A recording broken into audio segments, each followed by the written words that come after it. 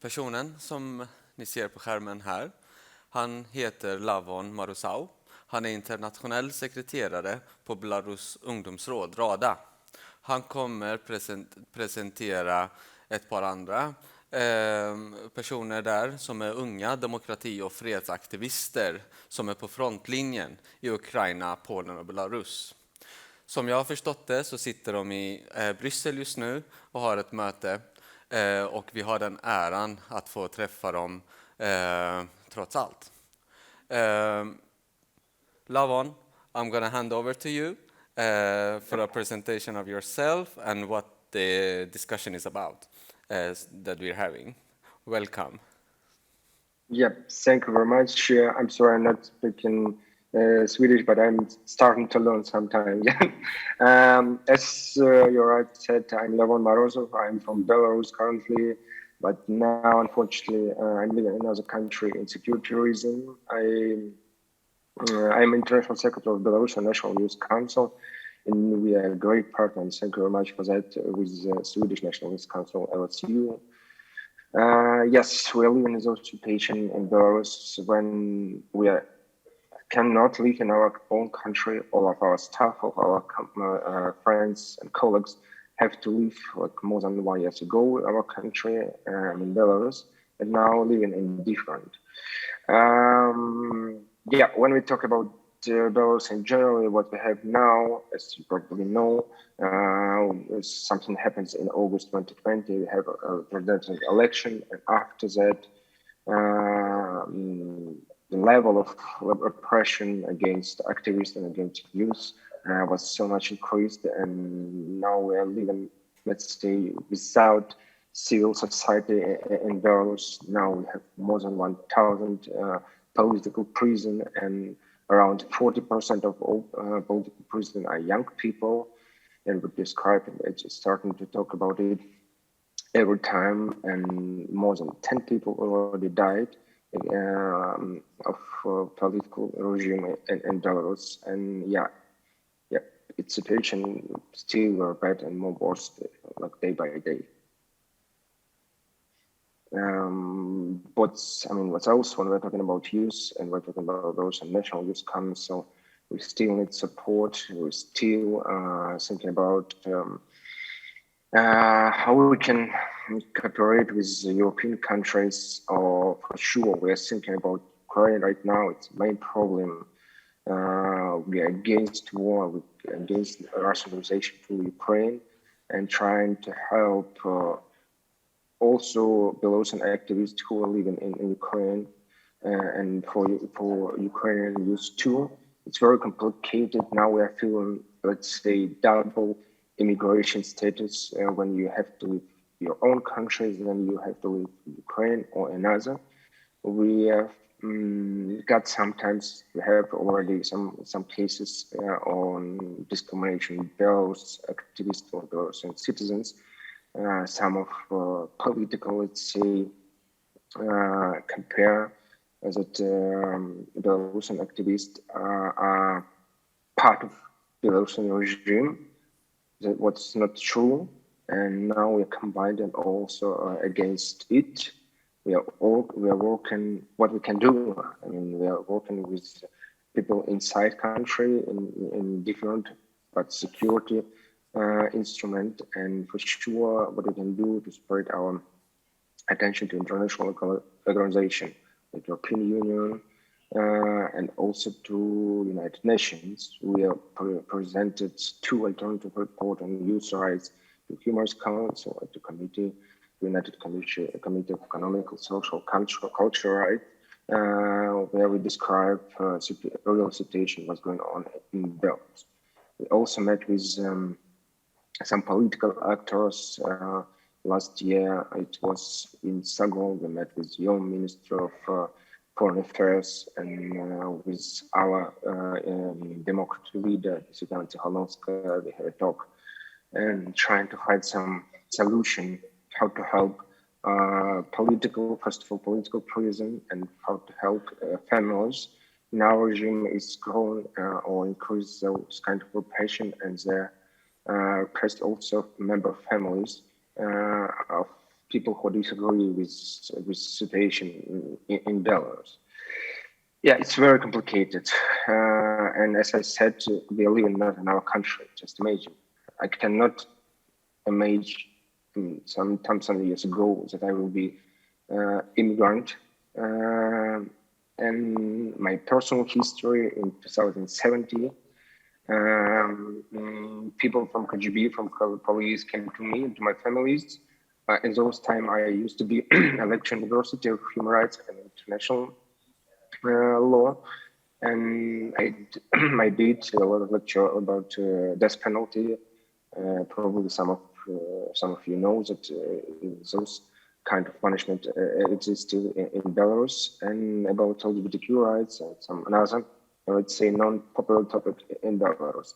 After that, my administration and university and people from KGB came to me, and I lost my job like next couple of months, and it was also first step of repression against me personal. And after that, I moved to NGO sector, and the second time when our organization RADA, first of all, RADA was liquidated in 2006 by decision of Supreme Court.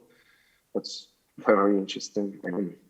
And the second time we lost our registration in 2 years ago. Just imagine last year in Belarus was liquidated more than 500 organizations, like in 1 month, in different level, I mean, different sector.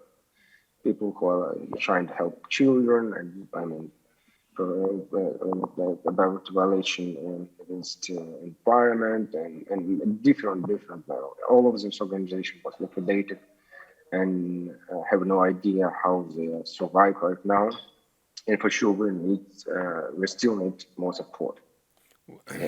What are your methods to organize people in people if they are like political refugees or the refugees from the war? What are your methods? It's interesting because we are living in NGO sector and civil society, and it's a priori and de facto people are very active, and we have so lot of channels. Probably also you use Telegram in Sweden. It's very safety and very useful, very comfortable. I mean, yeah, and we all know each other. That means we're connected also with people in Belarus who still live in Belarus, who don't want in different reason, I mean, to leave the country and so on and so on. We're still in contact, and some of them we're trying to help. I mean, first, now we are living in a situation where help people relocate and make an emergency relocate to another country. But you need visa, you need money, you need home, and so on and so on. In my apartment where I live, last week came 5 Belarusians, and I feel myself like owner of hostel, let's say, to help people. But it's normally, I mean, yeah, it's awful situation and dangerous situation. But I mean, when we're speaking about Ukraine right now, my situation is almost nothing. Yeah, I cannot compare. Just and we're still in communication. Our other consists of 32 member organization, and we increased in store organization after August 2020, and still in communication. It's very interesting that young people like go across this line where they can exist in Belarus and just like make some communication with government. No, after 2020, no communication, no discussion how we can live together. It's unhuman regime, and and we're trying to, like, let's say, fight, but we're not political, we're not armed forces. No. We are just NGO. We are civil society who proposed some idea and want to change. Thank you. What do you think that the civil society in Sweden how can we put some light on your situation, both in Sweden but also internationally? It's a good question. As I said, we already have communication and partnership with LSU, with Sweden National Youth Council. They're a perfect one and wonderful I mean, we are more than colleagues, let's say. We're still working together. But honestly, to say, I hear and I feel and I really know that Swedish government right now made a decision to cut the budget for Eastern Partnership countries, and I think it's big mistake. I mean, very big mistake. Not only to us, I mean, also to Swedish civil society who is working in humanitarian aid issues, also with Belarusian organization. I mean, probably 10 or 20% cut for Swedish government. It's almost like it's okay, but for Belarusian civil society, it seems like almost death. Yeah, it's big mistake to do this step because we had those situation. I mean, more than 2 years, and we are living in another country. And how to explain how it's difficult? I mean, just to survive by yourself. I mean, for sure, NGO sector need to be fresh, and young people should come to NGO sector to civil society. In those situations, I'm not sure that someone want to come and to join and fight for the changes and to be a good neighbor, to create new countries, new European countries, democratic countries near the European bodies. Yeah. And it's it's, let's say, it's set first of all. And if someone hear me, and we can discuss also, have some suggestion, recommendation. It's I totally understand that everyone is thinking about I mean, Ukraine right now and how to help, but we are also working with Ukraine, as I said, and Belarus. We have two main goals, and if we don't have some power, let's say, it's can be challenging. Yeah. We've been talking to a lot of politicians these days, both national politicians in the Swedish government and also local politicians. How do you think that the political system in Sweden, the politicians, how can they support you? And what do you think? What's your message to them?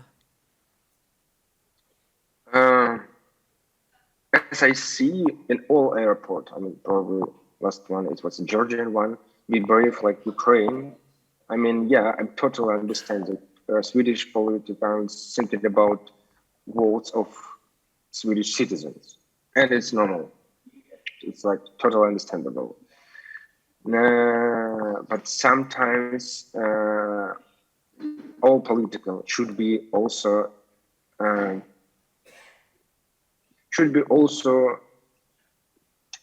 how to say more solidarity with people who are abroad. I mean, we have so many people who are immigrant right now, and for example, it's a very small case, but how is difficult to get a Schengen visa, for example, from Sweden in another country? I mean, it's so easy to help people who was punished, who was repressed in Belarus, but it's still very difficult. I mean, to work in those issues, and for sure, all our Belarusian sector and civil society, and also new democracy actors like Svetlana Tikhanovskaya, working with each other. For sure, just continue to work with her and help her, and just try to understand more deeply what's going on in the Belarusian sector. Uh, there is an election in Sweden in 4 months, and the immigration part of it is a big issue in the Swedish debate, because you're talking about the immigration and the international solidarity. Do you even see it in the rest of Europe, and how does it affect your work, that a lot of extreme racist parties are gaining more power in the whole Europe? do you see that it really affect your work, what you're doing locally? As I said, my goal is to remind the European politicals that we still exist, we are still in migration and need some help.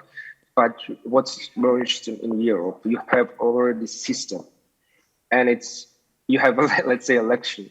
Just imagine. I cannot understand what is it. I mean, when you elect someone to presidency or to parliament, that means you have a very established system who's like working very sustainable issues, and that means yeah, someone comes, someone left. It does mean sometimes you have new agenda at some point on general agenda, but in general you still have democracy, and people who are going to politics and parliament or the presidency still understand all this and still respect all these democracy values. We just need from our side to remind again and again that sometimes people abroad, not in Sweden, not only in Sweden, need the help. And as I see, yeah, probably in a couple of minutes, my colleague from Ukraine can come, and you just can ask probably her. She right now understands more practice. I mean, which help do they need in Ukraine? From Belarusian side, from Belarusian national sector, yeah, we are open to discuss all questions, all Swedish politics. And as I said, we already talked with Anlinda, who's perfect one, and we just discussed very openly, and it was very interesting. Let's see. Yeah. What's your how can you describe your short-term challenges and solutions and long-term challenges and solutions? Short term, how to survive by yourself. It's honestly, I mean, I mean, it's difficult to live in as a country. You don't know what to do. I mean, you don't have any rights. Let's say you are a tourist with long-term visa, something like that. When I talk about organization, it's for sure to survive our member organization who still exist, and some of them still in Belarus. And they do something, honestly to say. I don't want to share what in public, but yeah, we find trying to find some resources for them, first of all, who are living in Belarus, who are abroad, to find probably sometime new job or sometime new collaboration with another organization outside. As Sam said, I'm an international secretary. It's my duties to find someone and to help our organization. It's very, very, let's see, small, like short term, long term to come back, to be prepared and to have a plan what we have to do. They are not politicians. That means we are going the same way in youth policy, in youth sector, and trying to establish very good and very powerful network across youth. And as we see from August 2020, there are so many young people who are going with European values and want to change. That means we need to join each other once again, yeah, and to do something for our country. We just understand from Ukrainian experience that, let's say honestly, sometimes nobody cares about what's going on in your country. Everyone has their own country, and you need to do by yourself what you have to do. This means we have to come back and yeah, just make one today rest and work together ahead. Yeah. Yeah.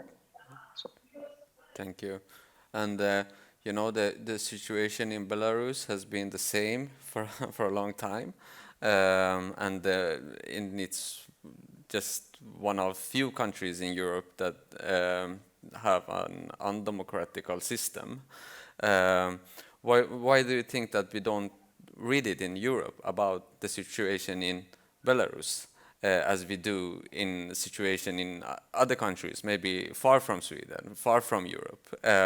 Why do you think that no one wants to talk about your situation in Belarus? It's for sure we are living in the center of, let's say, world and Europe also, and all European politics have their own agenda, and it's totally okay. Some issues in Hungary, in Poland, and so on and so on. First of all, European politics thinking about, I mean, you have election, and all politicians thinking about their own election. And in the second step, like about another country also in Belarus. And my wonderful colleagues from Ukraine just comment. If you don't mind, we can just switch a bit, and you can ask some question also about Ukraine. And thank you very much. Thank you, Lavon. Thank you.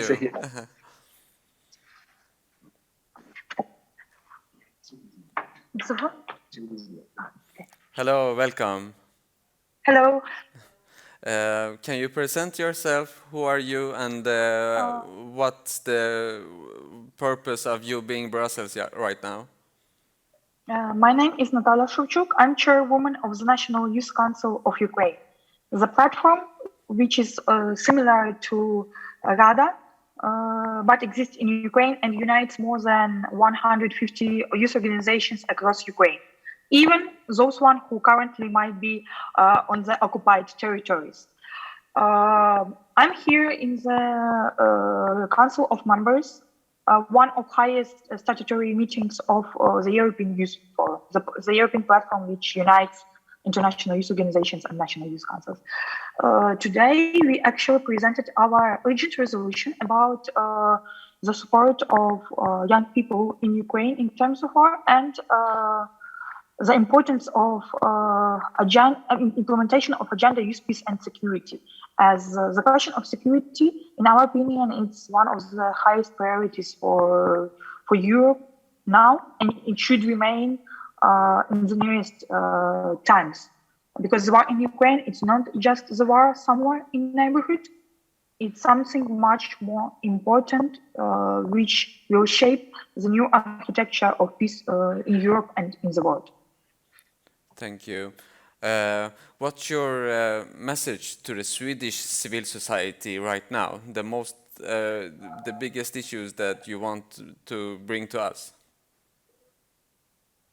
I would say that it's a matter of shrinking space for civic society right now, and it becomes much more visible during the war times, because you actually can see who is doing what, in which way, and what results it gives you like in a really fast time.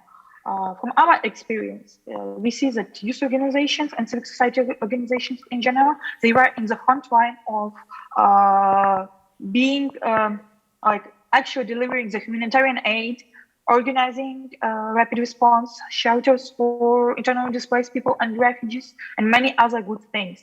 In some countries who are not near, who are not neighbors with Ukraine, or never, or had a long time ago of understanding what is war, it might be not so obvious that like this responsibility should be taken by the government. But in the countries with young democracies, actually the civic society is the one which takes the biggest challenges and gives the first response. In these terms, I would say that the main message is to fight for more support, financial, political, and also security support for the activists, for the civic society actors, especially in occupied territories or which are near to the front line of fight of shootings.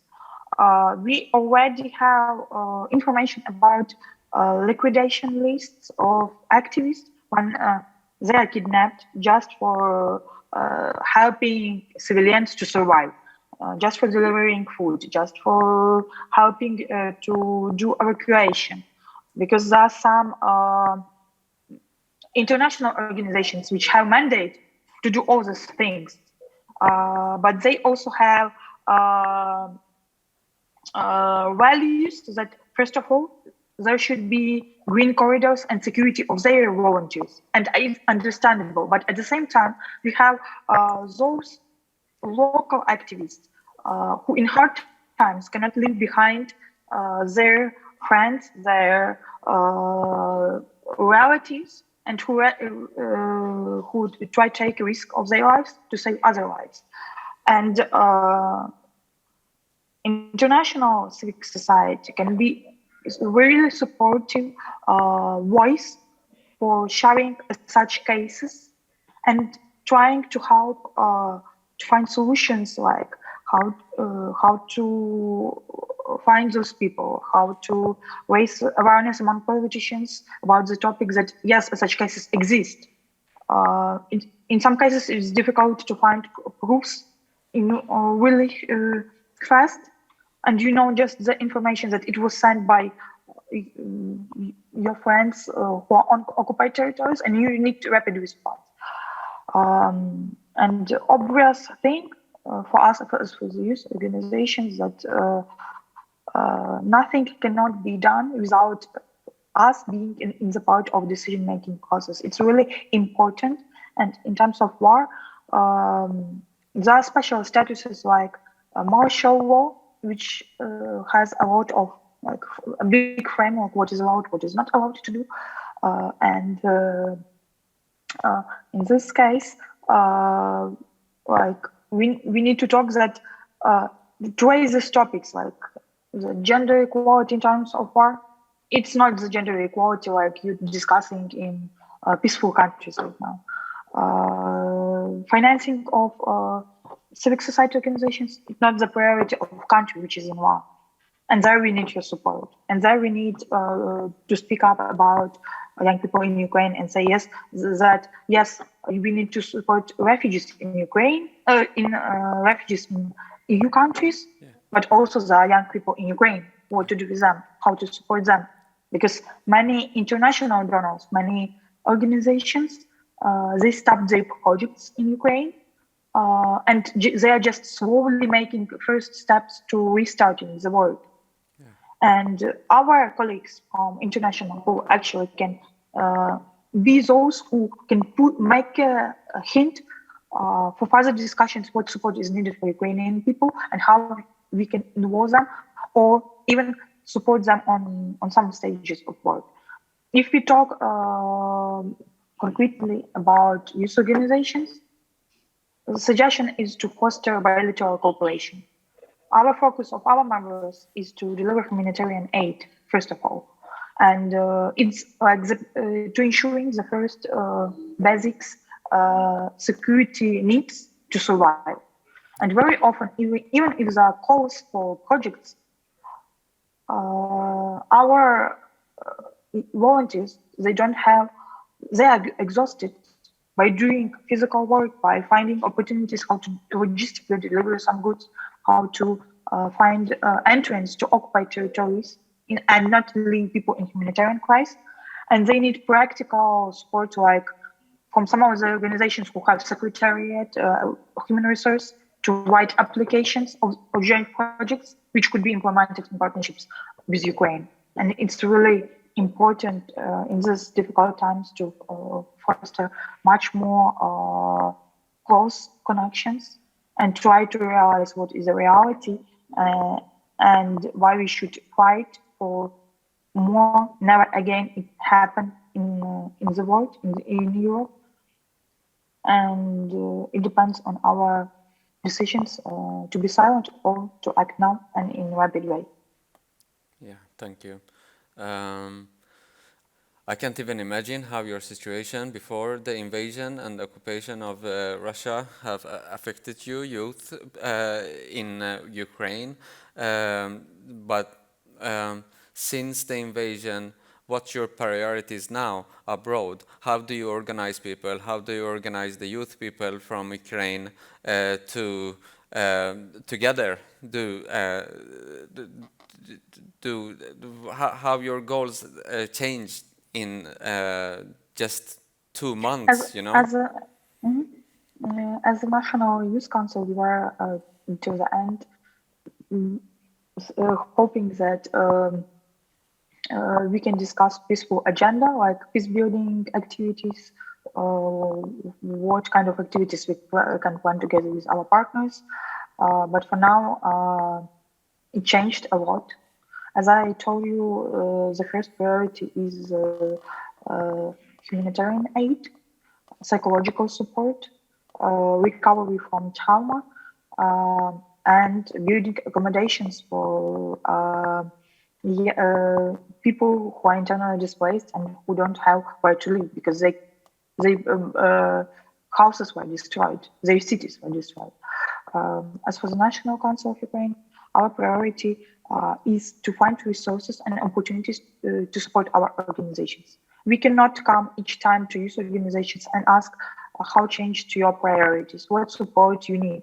They become tired and they will not respond us faster in 2 weeks, or 3 weeks, and we will do this each day. And each international donor asks basically the same questions. If you want to help, you can already take analytics from your previous colleagues and shape concrete programs and proposals how you can support youth organizations and young people in Ukraine. So our main priority is to do a lot of international work, communicate with any possible parliamentarians, politicians, ministries, European institutions who can give some kind of financial or political support to Ukraine, to young people, and who can help somehow to solve already existing issues. Because due to the war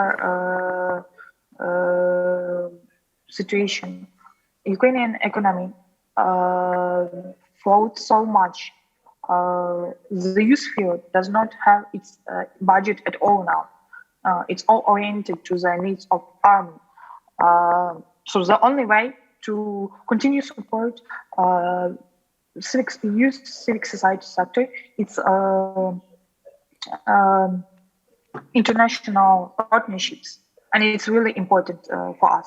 We already, as an NYCU, we already received support, a huge support from our colleagues from Germany, from the German Youth Council, DBJ, from Office of Franco-German Youth Exchanges, of German-Polish Youth Exchanges, and much more will be soon on the table. So one of the priorities is international partnerships and cooperations with the topic of support of Ukraine. Second, as outcome, we have advocacy for the support of youth organizations in practical, meaningful way. Third priority, putting youth peace and security agenda on the desk with politicians. Basically, it's all linked together. We don't do any activities as we used to do, like youth participation or advocacy trainings for our members. It's not possible right now because the main group with whom we are working, young people who are in the country which is in war, they are already traumatized, and it's difficult for them to do.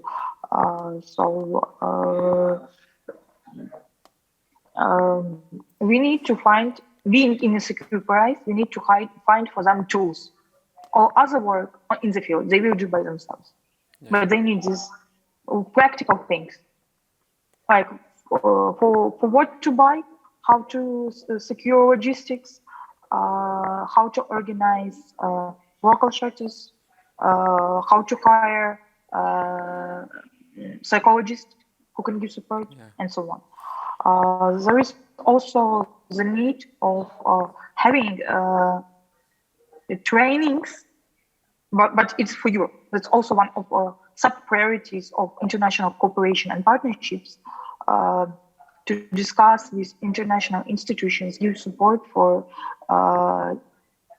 seminars, conferences, trainings on how to deal with refugees who faced trauma, how to integrate them in any possible and meaningful way. Because people living in a secure place, they never faced this fact, and now we all need to adapt to this reality. Thank you. So your message to us is like less talking, more action. Yes, basically, yes.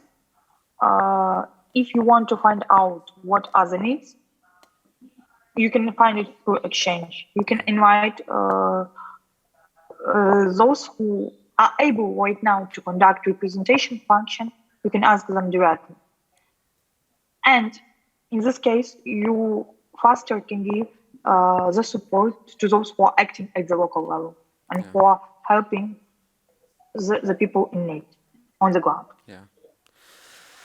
I'm sorry that I have to disrupt this conversation. We don't have any more time to talk to you, but I'm really, really thankful and all the solidarity to you and your fight that you're dealing with. I'm really thankful. Do you have any last message to send us to us? I can say that if Ukraine will stand, Europe will stand. That's my main message. Why all Europeans should not, and all the world should not be tired of the war, and should not take it as daily routine, and should continue this marathon of support for Ukraine, because otherwise, those horrible things can happen in your communities. Yeah. And I do hope that we all can prevent this, and really soon we will have the victory for democracy and for better life and inclusion of everyone, and not the imperialistic ideas. Yeah. Thank you very much that you've been with us.